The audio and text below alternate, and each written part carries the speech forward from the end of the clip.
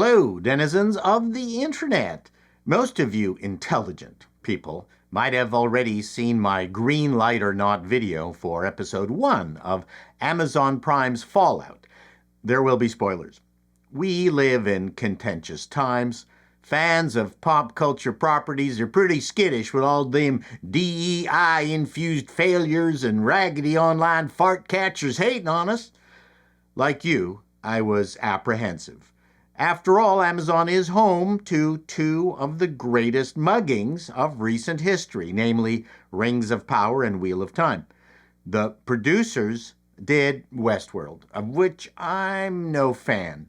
Notwithstanding all of that, I gave episode 1 of Fallout a passing green light, and I'm happy to report the rest of the series confirmed a few things and exceeded my expectations in others. Your comments, for the most part, sided on extremely favorable. Many familiar with the game were the most negative.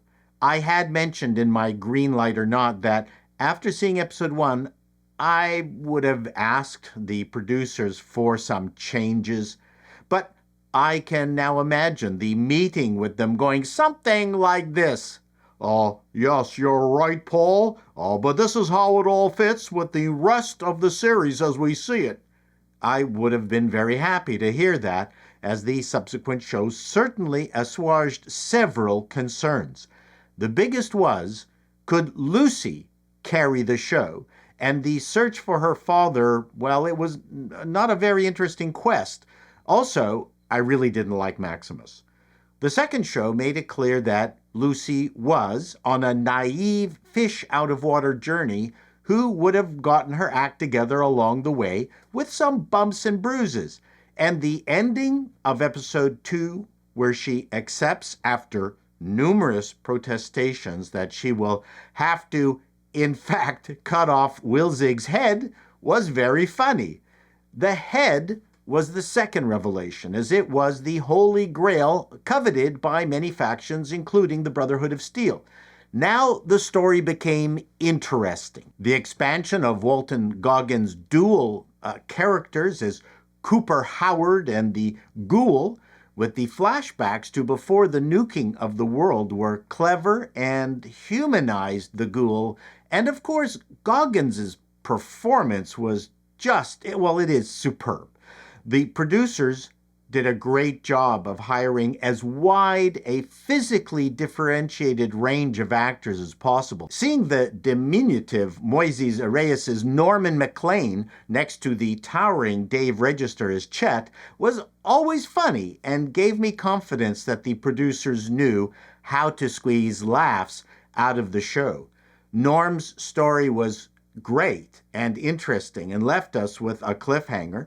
Overall, I liked the characters, except for Maximus. Maybe it was the way the Brotherhood of Steel were portrayed. Michael Rappaport's brief turn as Maximus's power-suited abusive master was hilarious. Maximus did become more tolerable as the series progressed, but I didn't buy the growing love interest between Lucy and him. I preferred watching Johnny Pemberton's Thaddeus's deformed, bloody foot. Although Thaddeus did put Dogmeat the dog into a Nuka-Cola refrigerator, for which I will never forgive him. Thaddeus's discovery of Maximus in the power suit, hiding in the power suit, and subsequent sabotage, well, that was really well done. For all you gamers who are mad at the retconning and changes, I get it, but the spirit of the game and the gross humor, well, they were all there. The sets actually look better than what are in the game. The computer and Pip-Boy screens were all rendered 100% faithfully. That was cool. There were tons of Easter eggs in the shows. One of the advantages of the live version is that I don't have to look at Bethesda's lousy game engine that makes everyone's arms too long and bend weirdly. The Return the Head story ends when we learn what an evil piece of shit Lucy's dad really is, and his connection to the Ghoul. He escapes, Ghoul and Lucy team up to go after him, and now we have a very satisfying setup for Season 2.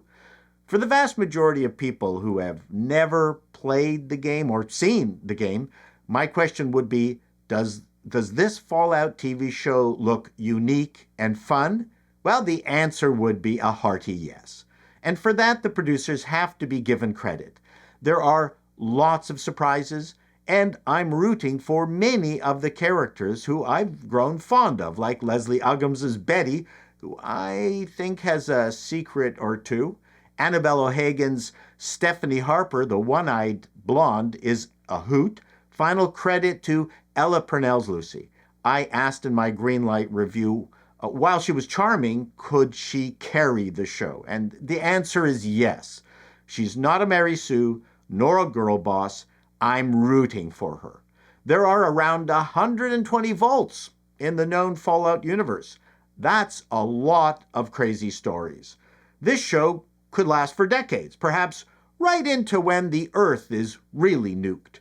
Binge the shows before that happens. Till next time, denizens, be seeing you.